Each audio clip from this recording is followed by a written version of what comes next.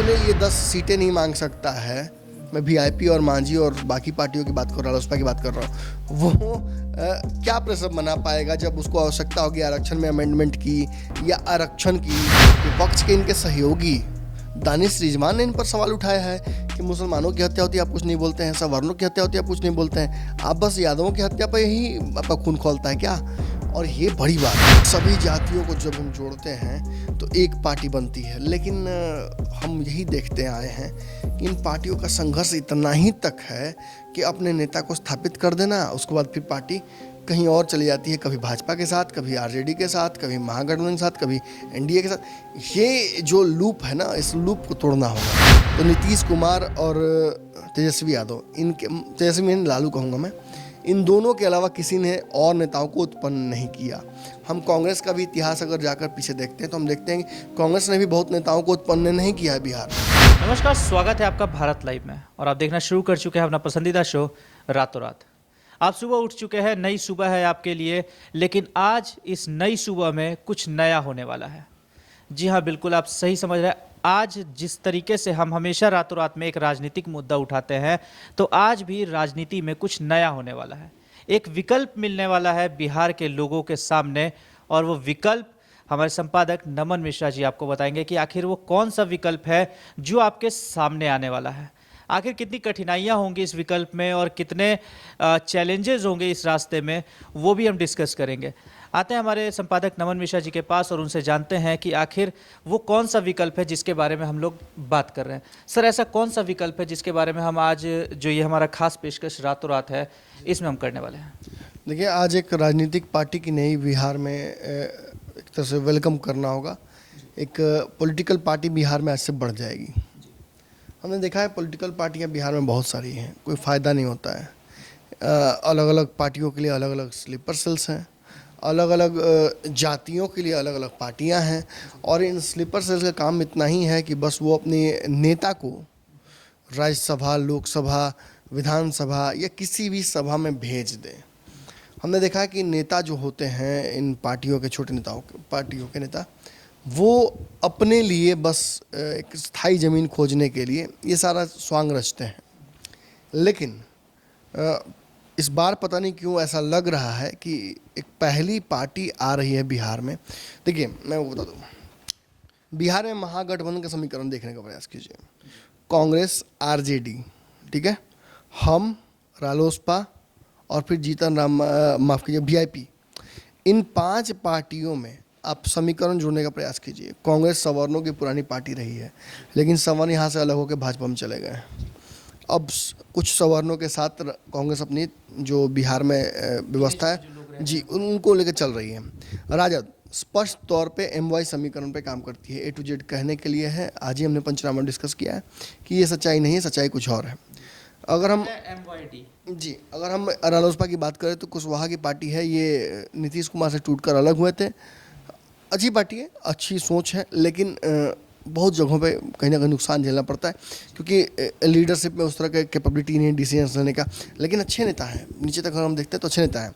इसके अलावा मांझी के पास आते हैं तो मांझी जी, कुशवाहा, मलाह जो जाति के लोग हैं, जो पिछड़े जाति के लोग हैं, उनको एकजुट करने का प्रयास करते हैं, लेकिन रामविलास पासवान नहीं हो सकते हैं। सच्चाई यही है। इसके बाद हम अगर वीआईपी में आते हैं तो 13-12 कुल प्रजातियाँ हैं।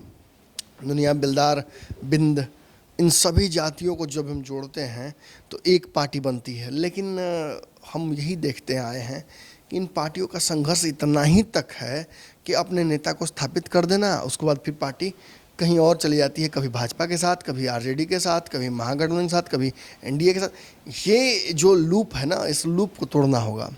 और ये जो नई पार्टी आई है, देखिए, हो सकता है कि इसका भी इतिहास वही हो, किसी महागठबंधन या गठबंधन, एनडीए गठबंधन में जाने का प्रयास करें। लेकिन फिलहाल जो एजेंडे हमारे सामने नज़र आ रहे हैं, इनमें एक बात तो स्पष्ट नज़र आ रहा है कि ये पार्टी इन सभी जातियों को छोड़कर सवर्णों की तरफ जाती है। देखिए, सवर्णों का बहुत बड़ा वोट बैंक है नहीं। अगर होता तो सारी पार्टियां सवर्णों के वोट बैंक पर ही टूट पड़ती। आपको पता है SC ST और जो दलित हैं, जो मुसलमान हैं, इनकी जो संख्या है उसके हिसाब से इनकी जाति पर फोकस ज़्यादा रहता है। और इसीलिए कहीं ना कहीं आज बिहार में जो भी सरकारें बनी हैं वो इन्हीं के वोट बैंक पर बनती आई हैं। सवर्ण वोट नहीं देकर सोचते हैं कि हम अपना विरोध दर्ज कर रहे हैं, लेकिन उन्हें पता नहीं है कि उनका वोट ना देना भी कहीं ना कहीं उनके विरोधियों को फेवर करता है, और जो लोग वोट देते हैं बाहर जाकर उनकी वजह से सरकार बन पाती है। जो नई पार्टी बनने वाली है उसके बारे में वेग हम खोल देते हैं। आशुतोष शर्मा, आपको पता होगा, रैली हुई थी गांधी मैदान में, भूमिहारों की और ब्राह्मणों की रैली हुई थी। भूमिहार और ब्राह्मण के सारे नेताओं को वहाँ बुलाया गया था, लेकिन उस मंच पर कोई पहुँचा नहीं था। सभी पार्टियों के नेताओं की बात की तो वो एक तरह से गैर राजनीतिक रैली थी, राजनीतिक पार्टी। लेकिन मुद्दा राजनीति की हो सकता है। देखिए, मेरा व्यक्तिगत मैंने सवाल पूछा था आशुतोष भूमिहार जो अपने आप को प्रोजेक्ट के लिए चल रहा है, उनसे मेरा पहला सवाल यही था कि आप गैर राजनीतिक संगठन लेकर चल रहे हैं, आप गैर राजनीतिक कार्यक्रम कर रहे हैं, लेकिन आपको पता होना चाहिए कि आपको अपनी बात मनवाने के लिए अपने लोगों को सदन में भेजना होगा। जो लोग पहले से सदन में गए हैं वो आपकी बात नहीं सुन रहे हैं, आपके समाज के हैं लेकिन आपकी बात नहीं सुन रहे हैं।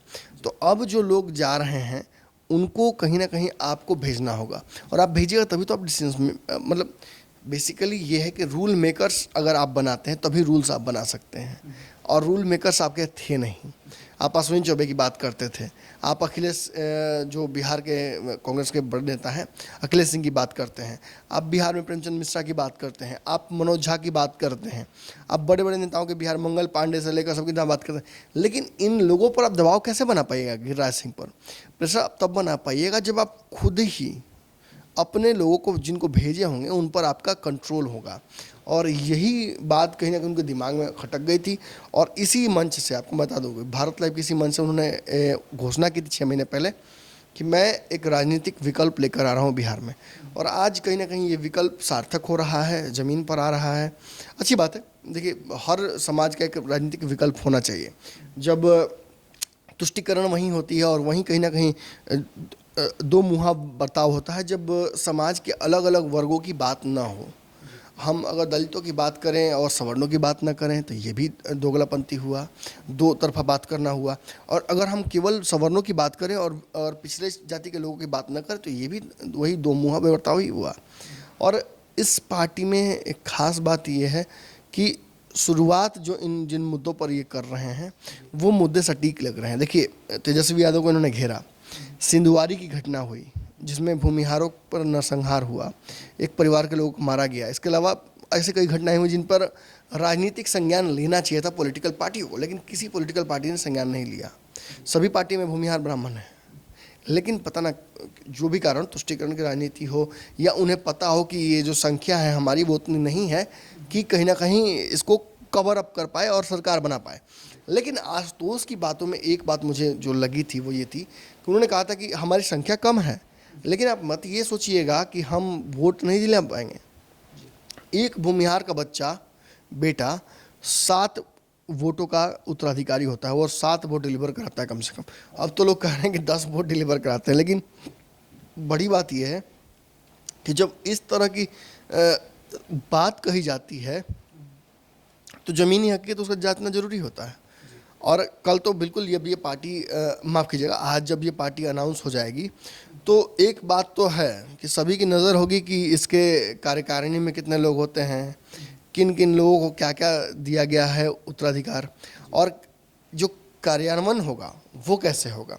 देखिए, हमने पूर्व में देखा है अन्ना के आंदोलन से उत्पन्न हुई थी केजरीवाल की पार्टी आप, और इस पार्टी ने सत्ता को ग्रहण करना अपना कभी उद्देश्य नहीं बताया था, लेकिन सत्ता प्राप्त करने के बाद केजरीवाल जिस तरह से एक राजनीतिज्ञ हो गए, फुल टाइमर, ये साबित करता है कि उन्हें कभी भी इस आंदोलन से बहुत ज़्यादा उन्हें इंटरनली लगाव नहीं था। उन्हें एक नेता बनना था और उन्होंने कहीं ना कहीं इस पूरे आंदोलन को इस्तेमाल किया अपने लिए।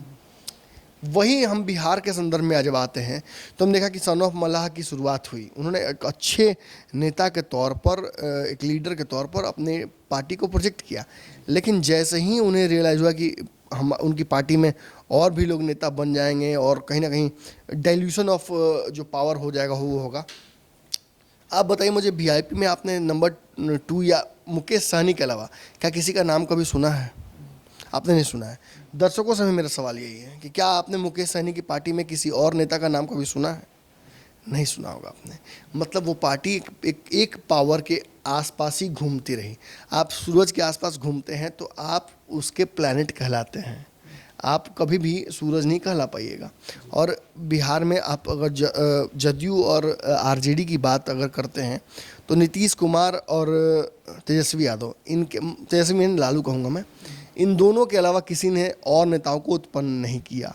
हम कांग्रेस का भी इतिहास अगर जाकर पीछे देखते हैं तो हम देखते हैं कि कांग्रेस ने भी बहुत नेताओं को उत्पन्न नहीं किया है बिहार में। राजेंद्र प्रसाद से शुरुआत हुई थी और श्री कृष्ण सिंह तक ये पार्टी गई थी, और कालांतर में हम देखा कि ऐसे ऐसे नेता हुए हैं इस पार्टी में जिन्होंने इस बात को साबित किया है कि आप बिहार में सामाजिक समीकरण को एकजुटता के साथ ही लेकर बढ़िएगा तभी सत्ता आपके हाथ में आएगी। लेकिन हाँ, एक दौर था, जेपी आंदोलन हुआ था, बिहार के जो नेतृत्व था उसके खिलाफ आंदोलन नहीं था, ये देश की सत्ता के खिलाफ आंदोलन था, लेकिन उसके बली बिहार का भी नेतृत्व चढ़ गया। और कालांतर में हमने देखा कि लालू प्रसाद यादव का जो शासन आया, लालू भी बाद में ये एहसास कर गए कि कांग्रेस की आवश्यकता थी बिहार में, और उसी की वजह से फिर बाद में लालू और कांग्रेस आज भी साथ में हैं। लेकिन हाँ, मन मुटाव तो हर जगह होता रहता है। फिर मुद्दे पे मैं वापस आना चाहूँगा। देखिए, नीतीश और तेजस्वी यादव की बात अगर मैं करूँ तो शुरुआत नीतीश कुमार से करते हैं। नीतीश कुमार की राजनीति बिहार में सबसे मजबूत राजनीति है। 15 साल में नीतीश कुमार को कोई सत्ता से हिला नहीं पाया है। उन्होंने स्वतः ही सत्ता कुछ दिनों के लिए जीतन मांझी को दी, फिर उन्होंने डिसाइड किया कि नहीं, अब भाजपा के साथ नहीं, मैं महागठबंधन यानी आरजेडी और कांग्रेस के साथ में मिलकर सरकार बनाऊंगा। जब उन्होंने डिसाइड कर लिया कि मैं इनके साथ नहीं मिलकर सरकार बनाऊंगा तो कोई रोक नहीं पाया। उन्होंने भाजपा के साथ सरकार बनाई और कोई आज तक कोई रोक नहीं पाया है। आप विरोध ला कर लीजिए, लेकिन नीतीश कुमार की मजबूती है कि आप उन्हें हिला नहीं पाए। लेकिन अनंत सिंह का घटना एक छोटा सा घटना हो सकता है। इसके अलावा कई भूमिहारों को इस पार्टी ने बाहर का रास्ता दिखाया और उन्हें ये लगा कि इस पार्टी में सवर्णों की इज्जत नहीं है, खासतौर पे भूमिहार ब्राह्मणों की और राजपूतों की इज्जत नहीं है। हम देखा कि संजय सिंह को जिस तरह से कार्यक्रम करने का एक न्योता दिया गया, मगर वो एक तरह से प्रेशर था कि आपको अगर टिकट चाहिए, आपको अगर पार्टी में स्थान चाहिए तो आपको इस तरह से प्रूव करना पड़ेगा अपने आप को। वह प्रशांत जी, बिल्कुल, मैं प्रशांत किशोर की अगर बात कीजिएगा तो जिस समाज से आते हैं वो मानते नहीं है कि वो ब्राह्मण है, वो मानते नहीं जातिवाद को, लेकिन वो ब्राह्मण समाज से आते हैं और ब्राह्मण समाज संघर्ष भी किया उनके लिए। और उनको जिस तरह से पार्टी ने बाहर किया, उत्तराधिकारी बनाकर और फिर बाहर कर दिया, बेदखल कर दिया प्रॉपर्टी से, ये भी एक अपने आप में एग्जाम्पल है। और बिहार में जिस तरह से सवर्णों के खिलाफ जो हिंसक घटनाएं हुई हैं, सिंधुआरी से लेकर जहाँ तक भी जो घटनाएं हुई, चाहे नालंदा की घटना, आपको याद है गिरिराज सिंह रोकर हाथ जोड़कर बोल रहे थे कि मैं कुछ नहीं करता, मेरे हाथ बंधे हुए हैं, वो घटना और आज की घटना हम सब देख लेते हैं। हमें ये रियलाइज़ होता है कि नीतीश कुमार बहुत ज़्यादा प्रोएक्टिव नहीं है इन केसेस पे। तो ऐसे में तेजस्वी की तरफ लोग मुड़ते हैं। लेकिन तेजस्वी यादव ने राज्यसभा जरूर भेजा एडी सिंह को, लेकिन सच्चाई यही है कि उनकी पार्टी से कई लोग सवर्ण सामने हैं। लेकिन इस घटना जो गोपालगंज की थी और जिस तरह से इसमें कल हमने दिन भर अपने चैनल के माध्यम से दिखाया भी कि किस तरह से तेजस्वी यादव के जो आवास है, राबड़ी आवास, वहाँ पे बाहर जिस तरह से हाई वोल्टेज ड्रामा चला, दिन भर गाड़ियाँ, पुलिस वाले वहाँ पे रहे और बैरिकेटिंग लगा दी गई। साथ ही जिस तरह से विपक्ष का साथ उनके जो सत्ता पक्ष के जो लोग थे, मतलब उनके साथ के जो लोग थे, मतलब है कि हाँ, बिहार वो की भी राजनीति टारगेट कर रहे थे सबसे बड़ा मुद्दा ये बन गया था उस दिन के लिए। लेकिन हाँ, हम इससे सिंपैथाइज करते हैं। एक परिवार के 3 लोगों की हत्या हुई है, परिवार खत्म हो गया है, इस पे तो आवाज़ उठाना ही पड़ेगा। लेकिन और भी ऐसे घटनाएं थे जिन पर आवाज़ तेजस्वी यादव को उठाना चाहिए, क्योंकि तेजस्वी यादव कुछ दिन पहले मॉब लिंचिंग की घटनाएं बहुत ज़्यादा बढ़ गई थी बिहार में, लेकिन उस समय कोई आवाज़ उठाने वाला नहीं था। विपक्ष के इनके सहयोगी दानिश रिजवान ने इन पर सवाल उठाया है कि मुसलमानों की हत्या होती है आप कुछ नहीं बोलते हैं, सवर्णों की हत्या होती है आप कुछ नहीं बोलते हैं, आप बस यादवों की हत्या पर ही आपका खून खौलता है क्या। और ये बड़ी बात है, ये साबित करता है कि तेजस्वी यादव चाहते जरूर हैं A to Z जाना, लेकिन A to Z पहुँचने वाली या तो इनकी महत्वाकांक्षा नहीं है या इनके पास लॉन्ग टर्म प्लान्स नहीं है। और इसकी वजह से आवश्यकता पड़ जाती है बिहार में एक ऐसे विकल्प की जो सवर्णों को अपने साथ जोड़ ले। आप कहिए कि नहीं, सवर्ण तो बंधुआ हैं, जो एक कहावत बिहार में परिचित है कि सवर्ण भाजपा के बंधुआ हैं। सवर्ण भाजपा के बंधुआ नहीं है, सवर्णों के पास ऑप्शंस नहीं है। शहरी सवर्ण वोट देते हैं, वो बाहर निकलते हैं, लेकिन ग्रामीण सवर्ण वोट देने नहीं निकलते हैं। मैं बता दूं आपको, मैंने एग्जैक्टली इस चीज़ को महसूस किया अपने पत्रकारिता के दौरान। जब गया था गाँव में, मैंने देखा था कि अपने घर की महिलाओं को तो वो निकलने ही नहीं देते हैं, तो वो वोट देने कैसे निकलने देंगे। लेकिन शहर में वोटिंग होती है, इस वजह से भाजपा को फ़ायदा हो जाता है। लेकिन भाजपा ने सवर्णों के लिए 10% आरक्षण का लॉलीपॉप दिखाया था, जो कि राजद भी पकड़ ली थी झुंझुना बजाकर, मनोज झा ने झुंझुना बजाया था, ये जमीन पर नहीं उतर पाया। आज तक इसके कितने लाभार्थी हैं इसका डेटा नहीं है हमारे पास, किनको लाभ मिला किनको नहीं मिला, आर्थिक रूप से आरक्षण मिलेगा। आज कोरोना की स्थिति में हमारी अर्थव्यवस्था की ऐसी की तैसी हो रखी है और आज भी सवर्णों के लिए कोई बोलने वाला नहीं है, हमने देखा है। और इसी वजह से भाजपा से भी मोहभंग हो रहा है सवर्णों का। कई सवर्ण नेता हैं भाजपा में जो कि अपने आप को साइडलाइन महसूस करते हैं। गिरिराज सिंह को आप देखते होंगे कि कैसे नवादा से उठाकर भेज दिया गया था बेगूसराय, और बेचैनी इनकी साफ दिख रही थी, गुस्सा दिख रहा था साफ, रो रहे थे बाकायदा स्क्रीन पर।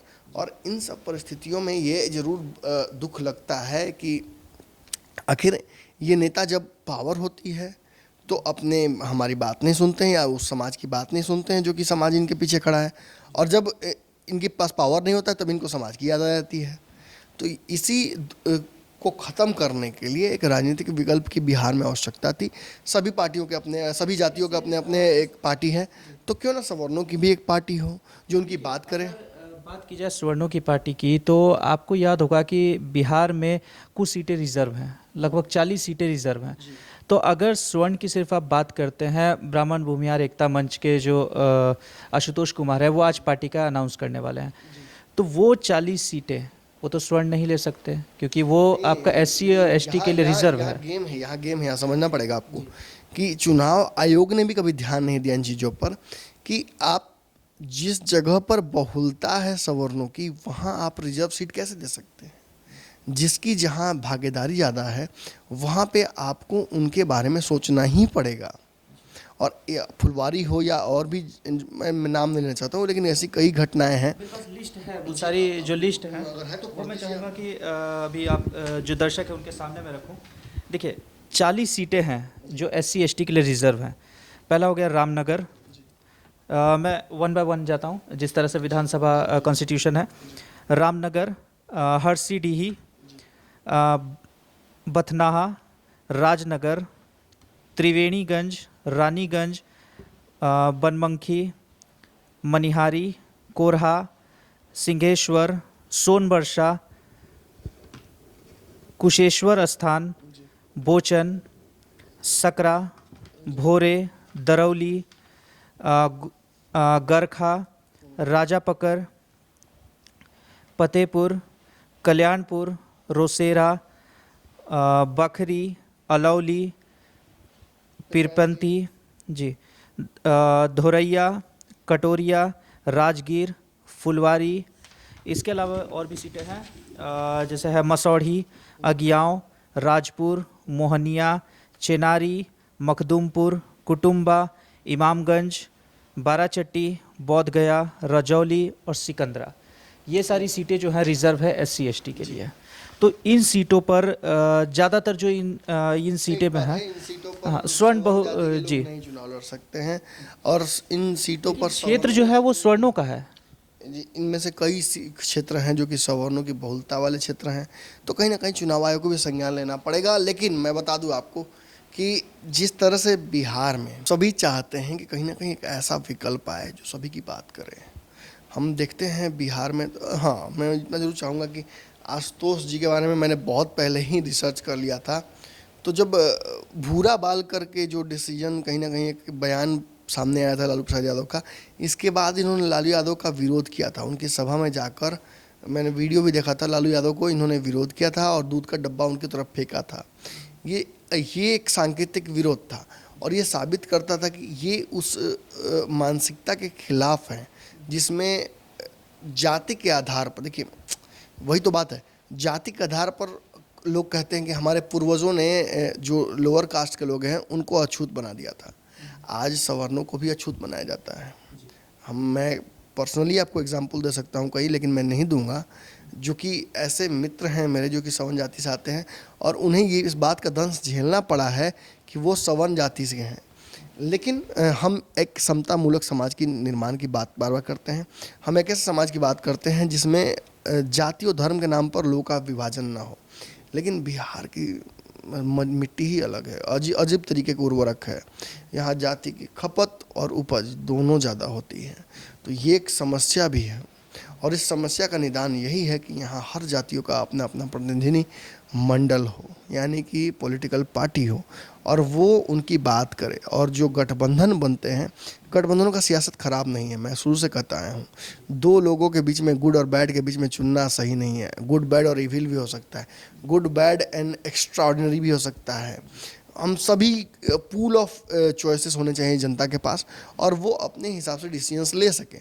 अब जनता के डिसीजन के बाद इन पार्टियों का कहीं ना कहीं बढ़ जाता है रिस्पॉन्सिबिलिटी, कि अगर कल जो आशुतोष जी एक पार्टी का अनाउंसमेंट कर रहे हैं भूमिहार ब्राह्मणों के, सवर्णों की, इस पार्टी की भी रिस्पॉन्सिबिलिटी बढ़ जाती है कि अब जनता कहीं विश्वास आप पे करे और जाके आप राजद के साथ मिल जाइए, जाके आप नीतीश कुमार के साथ मिल जाइए। तो आइडियोलॉजी होनी चाहिए ना, अपनी रिप्रेजेंटेबिलिटी होनी चाहिए, और अपने मुद्दों को मनवाने का ताकत होना चाहिए। जो अपने लिए 10 सीटें नहीं मांग सकता है, मैं वीआईपी और मांझी और बाकी पार्टियों की बात कर रहा हूँ, रालोसपा की बात कर रहा हूँ, वो क्या प्रेशर बना पाएगा जब उसको आवश्यकता होगी आरक्षण में अमेंडमेंट की या आरक्षण की। आपको पता होगा सन ऑफ मलाह आरक्षण की बात करते हैं निषाद मलाह और नोनिया बिंद की, और वो आज तक नहीं प्रेशर डाल पाए हैं, आज तक उन्होंने मनवा नहीं पाया है। भाजपा में रहे तो भाजपा के साथ रहे तो भाजपा की बात से बात मनवा नहीं पाए, और अब जब वो आए हैं तेजस्वी जी के साथ, तो उन्हें पहला काम यही करना चाहिए, तेजस्वी से बुलवा देना चाहिए था, हुआ नहीं है। और यहीं कहीं ना कहीं डर बन जाता है समाज के बीच। और इसीलिए मैं कहूँगा कि विकल्प अच्छे हैं, और इन विकल्पों पर जनता को भी सोचना चाहिए। मैं इसलिए नहीं बोल रहा हूँ कि मैं सवर्ण जाति से आता हूँ और इसलिए सवर्णों के प्रति मेरा कोई सॉफ्ट करना है। जो लोग मुझे जानते हैं वो अच्छे से जानते हैं कि मैं जातिवाद नहीं करता हूँ। हाँ, अगर कहीं भी किसी भी तरह का जाति के आधार पर, लिंग के आधार पर, साइज़ के आधार पर, कलर के आधार पर चेहरे के, और अगर बोली के आधार पर किसी के साथ भी डिस्क्रिमिनेशन होता है, मैं उसके खिलाफ हूँ, और आपको भी उसके खिलाफ होना चाहिए, और ऐसी चीज़ों को हमें नहीं मानना चाहिए। लेकिन हर समाज का अपना प्रतिनिधि मंडल, अपनी पार्टी होनी चाहिए बिहार के संदर्भ में, मैं इससे इत्तेफाक रखता हूँ। तो दर्शक हमारे क्या सोचते हैं इस बारे में, वो भी कमेंट के माध्यम से ज़रूर बताएं, क्योंकि आज एक नई पार्टी का अनाउंसमेंट होने वाला है, एक नया विकल्प बिहार को मिलने वाला है। तो मैं चाहूँगा कि दर्शक उस पार्टी का जो वो विकल्प है उससे पहले ही हमें बताएं। कमेंट के माध्यम से आप हमें ज़रूर बताइएगा, हम सारे कमेंट्स लेने का कोशिश करेंगे, और साथ ही साथ रिप्लाई भी हम देने का कोशिश करेंगे सभी कमेंट्स का। हम ये भी जानना चाहेंगे साथ साथ कि ये जो पॉलिटिकल पार्टी नहीं आ रही है, आपको क्या लगता है कि इसे महागठबंधन में जाना चाहिए, या इन्हें इंडिपेंडेंट रहना चाहिए, या इन्हें एनडीए की तरफ अपना रुख न करना चाहिए? तो जरूर बताइएगा आप कमेंट के माध्यम से। और साथ ही साथ अगर वीडियो आपको अच्छा लगा हो तो शेयर जरूर करें अपने दोस्तों के साथ, फैमिली मेम्बर्स के साथ, और साथ ही अगर आपने चैनल को सब्सक्राइब नहीं किया है तो अभी सब्सक्राइब करें, और साथ ही साथ बेल आइकन जरूर दबा दें, ताकि लगातार आपको खबरें भारत लाइव की मिलती रहें। धन्यवाद। बढ़ाएं अपना कदम सक्सेस की ओर शिखर करियर इंस्टीट्यूट के साथ। शिखर करियर इंस्टीट्यूट पूर्वी भारत में एकमात्र कोचिंग संस्थान जो एक्सक्लूसिवली है मेडिकल एंट्रेंस एग्जाम के लिए।